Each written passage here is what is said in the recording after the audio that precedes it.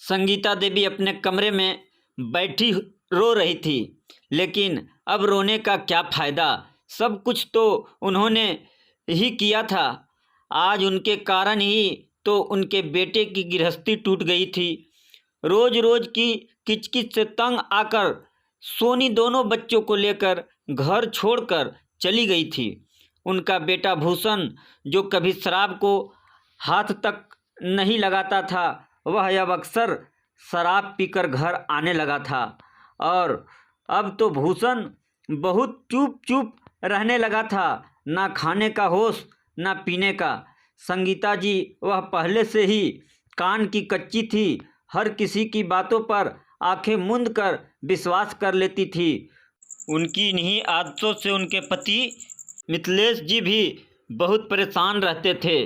वह अक्सर उनको समझाते कि संगीता जी, आप समझदार बनो, हर किसी की बातों में मत आया करो। आजकल के लोगों को दूसरों का सुख नहीं देखा जाता है, वह तो आग लगाकर हाथ सेकते हैं और पीठ पीछे हंसी उड़ाते हैं, और ऐसा करके आप अपना घर बर्बाद कर दोगी। पर संगीता जी, उनको तो कभी कोई असर ही नहीं होता था। वह थोड़े दिनों तक तो ठीक रहती, पर फिर आदत तो आदत ही होती है, वह नहीं जाती है और वो अपने ही रास्ते चलने लगती थी। आज उनका सुखी संसार उनकी ही इन्हीं आदतों के कारण बिखर रहा था। भूषण उनका इकलौता बेटा था और एक प्राइवेट कंपनी में मैनेजर था। संगीता जी को अपने बेटे पर बहुत अभिमान भी था। उनका अरमान था कि वह अपने बेटे की शादी अपनी ही पसंद की लड़की से करेगी और उनका बेटा कभी उनकी पसंद को नहीं ठुकराएगा, क्योंकि वो अपनी माँ से बहुत प्यार करता था। पर उनके अरमान मन में ही रह गए, क्योंकि भूषण कॉलेज में साथ पढ़ने वाली अपनी क्लासमेट को, सोनी को पसंद करता था और उससे ही शादी करना चाहता था। और जब भूषण ने ये बात घर में बताई तो संगीता जी बहुत गुस्सा हुई, लेकिन अपने इकलौते बेटे की जिद के कारण उनको झुकना पड़ा और सोनी उनकी बहू बनकर घर आ गई। सोनी बहुत सुंदर, सलीकेदार, सुशील और समझदार, सुलझे विचारों वाली लड़की थी और वह एक बैंक में जॉब करती थी। उसने घर में आते ही संगीता देवी को छोड़कर परिवार में सबका दिल जीत लिया था। जॉब करने के अलावा वह घर के हर कार्य में भी होशियार थी। उसकी इन्हीं आदतों से उसके ससुर उसको कहते कि तुम तो बेटी से भी बढ़कर हो, तुमने मेरे घर में बेटी की जो कमी थी वह पूरी कर दिया। बेटा, वह अक्सर उसको बहुत आशीर्वाद देते। यह देखकर संगीता देवी चिढ़ जाती थी। हालांकि वह भी समझती थी कि संगीता उनकी सोच से ज़्यादा ही अच्छी है। अगर वो भी बहू लाती तो शायद इतनी अच्छी नहीं होती, परंतु उनका अहंकार उनको झुकने नहीं देता था। इधर उनकी आस पड़ोसी सहेलियां, जो कि सभी दोपहर में फ्री समय में जमकड़ा लगाती थी और उनके सुखी परिवार से मन में जलती थी, वह अक्सर उनको भड़काती, अरे संगीता जी, आपकी बहू को देखकर तो लगता है कुछ ज़्यादा ही मॉडर्न है। नौकरी करने वाली लड़कियां बहुत शातिर होती है।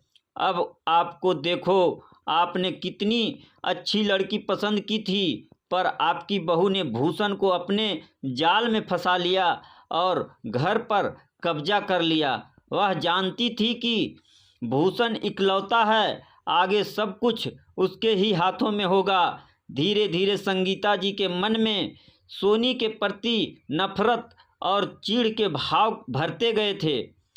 पहले ही सोनी उनको पसंद नहीं थी, अब तो और ज़्यादा उससे चिढ़ रहने लगी। उसके हर काम में गलती निकालना उनकी तो आदत बन गई थी।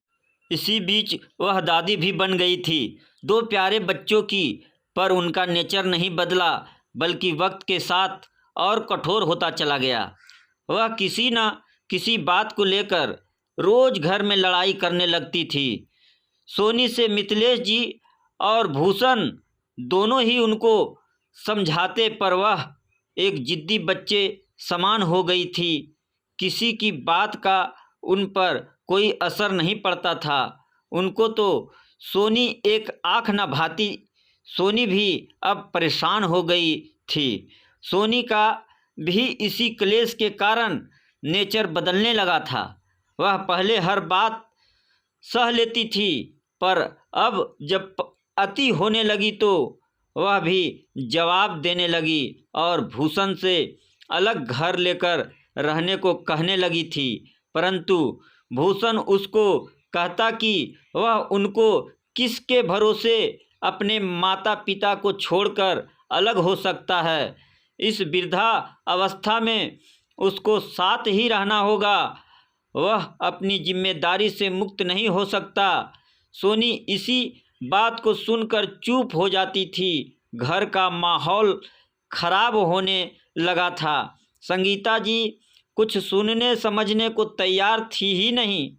इसी बीच जब सोनी का प्रमोशन हुआ और बैंक की मेन ब्रांच में ट्रांसफ़र कर दिया, इस कारण उसका काम का समय भी बढ़ गया था। वर्कलोड ज़्यादा होने के कारण वह अक्सर देर से आने लगी थी।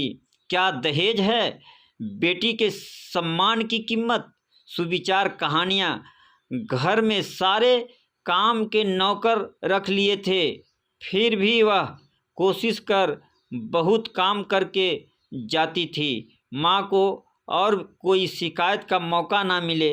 अब संगीता जी की सहेलियां उसके देर से आने पर भी उनको कहती, अरे बैंकों में तो समय पर छुट्टी होती है, आपका भूषण तो जल्दी आ जाता है, पर बहू ऐसी किस बैंक में जाती है जहां इतनी देर तक काम होता है। ये सब सुनकर संगीता देवी भूषण को भी भड़काने लगी थी।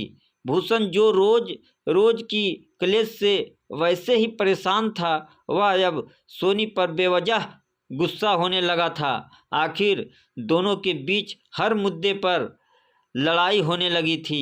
आखिर सोनी का भी सब्र का बांध टूटने लगा था और एक दिन उसने घर छोड़ने का निर्णय ले लिया और ट्रांसफ़र करवा कर बच्चों को लेकर चली गई थी।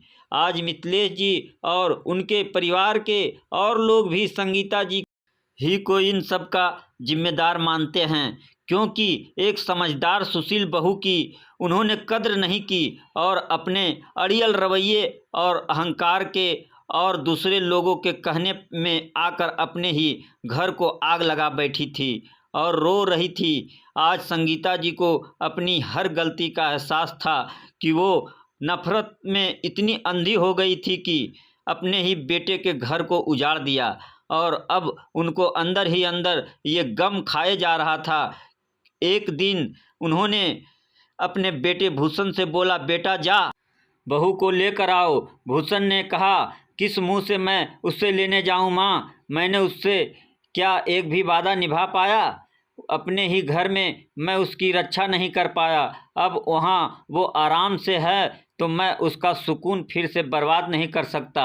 मिथिलेश जी ने कहा, संगीता जी अब आपकी यही सज़ा है, अब आप इसमें अकेले ही रहें, इस घर पर अब बस आपका राज होगा। संगीता जी अब किस मुंह से अपनी सफाई में कुछ कहती जो वो चाहती थी, वैसा तो हुआ था, तो अब वो खुश क्यों नहीं थी? हमें कभी दूसरों की बातों में आकर अपने घर को बर्बाद नहीं करना चाहिए, क्योंकि आग लगाकर कोई बुझाने नहीं आता है। हमें अपनी नफ़रत में इतना आगे नहीं निकलना चाहिए कि हमें किसी की अच्छाई ही ना दिखा।